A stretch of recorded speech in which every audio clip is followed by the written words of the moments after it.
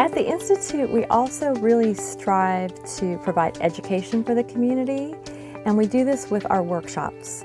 We teach several workshops a year for other clinicians and professionals in the field, and those might be on treating anxiety disorders or working with mindfulness, whatever levels of expertise that one of our therapists have here on staff that they want to share with others and provide that kind of education to our colleagues. We offer many free community outreach services, like our anxiety and stress management support group, which is weekly and free and open to the public. And I've also had the opportunity to be a workshop facilitator for the Dove Campaign for Real Beauty.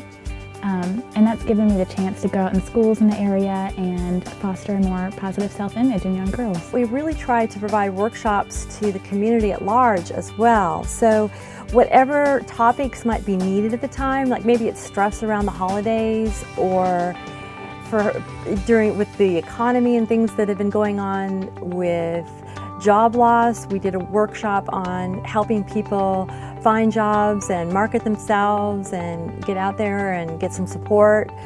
And this is all part of our general effort to really provide education and resources to the community.